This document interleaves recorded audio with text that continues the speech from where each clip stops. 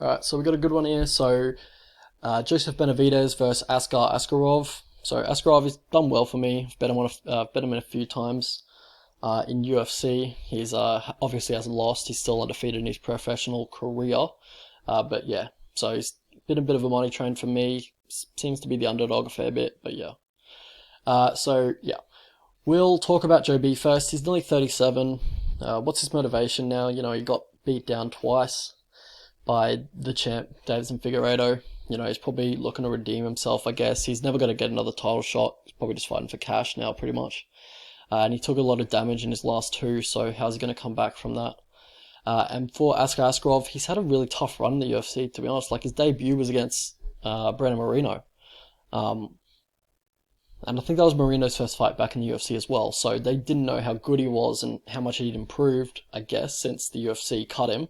But yeah, he's had Moreno, Tim Elliott, who's a decent fight, decent challenge. And then who was his last fight? Oh yeah, Pantoja, who's a fucking beast. So yeah, but Askar, he'll be bringing a 2-inch height advantage, 2-inch reach advantage. So we'll see how he uses that. But yeah, pretty much Askarov, he's got fast hands. He's able to strike in both stance, but he probably prefers southpaw. Same with Joe B. He can strike in both stance, but yeah, he prefers southpaw as well. And orthodox, he just mostly kicks, really. But yeah, so Joe B. he'll close the distance by switching the lead foot and just pretty much throwing wild hooks in the pocket. So he uses that switch stance to close the distance. Same as, well, the best example of it is Masvidal versus Darren Till, the finishing, combination. So that's pretty much what Joe B does, pretty much what he's done for his whole career. So I'd say Masvidal got it probably from Joe B. But yeah, so Askarov, he'll look for the counter two against aggressive opponents, which is something Joe B will have to look out for, because that's pretty much how he got beaten by Figueiredo. And Askarov will lean back to evade strikes, so he's got to watch for that as well, because Joe B does wing those hooks, and Askarov will leave his chin in the air, so he's just got to watch out for that. But pretty much Joe B, you know when he's going to enter, because he lowers his level pretty much every time. So yeah, just got to watch out for the counter twos from Askarov. Also, yeah, every time Askarov throws his jab, throws his straight left, he drops his hands, so it's just something to watch out for, because Joe B will be coming in, throwing those hooks. Yeah, just got to watch out for that. But on the grappling is where it really gets interesting, to be honest. So, Askarov, he will posture up, throw some heavy ground and pound when he gets on top. He'll get on the hips. When he's trying to take the fight to the ground, he'll get on the hips, drive the opponent to the fence, look for a single leg, like a high single or a high crotch. He'll also turn the corner, just take the back, and he'll try and jump back after that.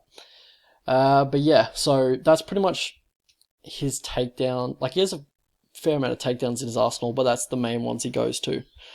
For Joe B, when he gets on the legs, he'll look to attack a single. He'll do that in scrambles as well. So, if he's at a 50-50 scramble, he'll attack a single, try and flip the switch if someone's got him against the fence. But generally, if he's just in the open, he'll attack a single, try and use that to get back to a 50-50 position if he's on bottom, say. But yeah, Joe B, he'll get on the guillotine. So say if someone he's got an opponent turtled, or he's in north-south, he'll try and cinch up that guillotine. It's pretty good. Like, he's had a lot of success with that in the UFC. So something Askarov needs to watch out for, because he can leave his head just a bit away from his opponent's body when he's gone for the double leg. I think Pantoja caught him with that guillotine a few times, but he seems to have pretty good defense around it and when he gets in that position, but it's just something to watch out for. And another thing Askarov does is he'll shoot when he's pressured onto the fence. So if you pressure him heavy, he's just going to shoot for a double, not set it up or anything. Saw that in the Pantoja fight as well. Pantoja, he wasn't able to take advantage of the scramble that Askarov created, but someone like Joe B definitely will. If you have a tendency to do something, he's just going to exploit that. And I can see him locking up a guillotine if Askarov doesn't set up his shot, or, you know, he just starts shooting every time Joe B pressures him to the fence. But how these guys win? So for Askarov, he's got good chain wrestling, he's got good submission defense. He was pretty much playing in Pantoja's guard for the whole fight, and he didn't seem to get in too much trouble. And he's got nice hands as well. He doesn't use them enough, in my opinion. You saw him on display in the Tim Elliott fight, but he just doesn't use them enough in like fights where he would probably have the striking advantage. But yeah, he's good cardio as well. He has decent scrambles, whereas Joe B has like excellent scrambles. He's pretty much made a career out of it. Joe B is well rounded as well. He's got a sneaky guillotine that he's caught a few people with in the UFC.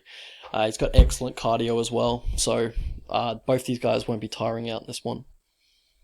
So how these guys lose? We'll stay with Joe B. He pretty much has a reckless way of closing the distance. You saw that get exploited or get exposed pretty much in the Davison-Figueiredo fight, because it was just too predictable. Davison caught him every time he was coming in. I think people are just catching onto it. You know, it's not as effective as it used to be.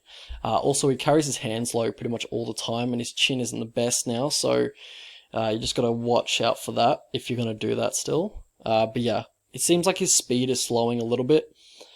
Just because he has great technique, great scrambles and stuff, he seems to get away with it a bit. But on the feet, it seems like his speed is going just a tiny bit. Just people are able to beat him to the punch much more often. But yeah, just an observation. For Askarov, he can get really easily pushed back to the fence, and then he has that predictable tendency of just shooting if he's uncomfortable, if he's getting pushed back to the fence. So probably something he needs to work on. Also with Askarov, the thing I don't love about him is that he doesn't really hustle for, like, he doesn't really hustle when it's a really close fight. Like, he could have easily put his finishing stamps on the Tim Elliott fight, the Pantoja fight, or the Marino fight probably, but he just doesn't hustle enough, and he lets fights get too close, you know, when they really shouldn't be, and he should be able to take over when he's just in later in the fights, in the third round, late second, he just seems to not hustle, seems to kind of settle into the fight and just fight at his own pace, which isn't the greatest. But yeah, path to victory for these guys. So we'll stay with Askarov. So obviously the counter 2, which Fig had so much success with, but that won't be as open as it's southpaw versus southpaw. But if Joe is going to use that switch stance to close the distance, then obviously he'll be open, start hitting that. But yeah, uppercuts when he dips, because he's going to be dipping quite a fair bit. That's just what he does. If you do have the body lock, which you're most likely going to get to at one point, just watch out for the grabby roll. He will go for that, so just be prepared to roll with that, just to maintain the position. When you're on top, just focus on control, not really ground and pound. He doesn't tend to do that anyway. He does tend to go for ground and pound, and leave a bit of space between his opponent, but he probably shouldn't be doing that in this fight. For Joe B, if he is going to shoot, get that front head pinch and just control if you do sprawl on him. Also leg kicks as well. Askarov doesn't check them. Guillotine trap to obtain dominant position, so yeah. Push a pace, especially in the second and third round, just because he does tend to slow down, not because he's running out of cardio, but just because he just doesn't hustle enough and he lets the fight just kind of come to him. So take the back if he turns or gives his back to you. If you stuff a double leg, I did that in the Pantoja fight, so it's something to look out for. And if he's going to overextend on his 2, just look out for that and shoot for your own reactive double leg. So in my opinion, this is a tough one to call. Probably a prime Joe B, I would have given him the edge versus Askar. And I rate Askar very highly, as I've bet him a few times. But I think this is going to be tough matchup for him. He's probably going to get out scrambled on the ground. Also, I don't see him getting much top control. I think Joe B will be a little too slick off his back. On the feet, I think Askarov has the better hands, but he doesn't use them enough. And I think Joe B is just going to land a bit more volume. He's going to be coming forward a little bit more.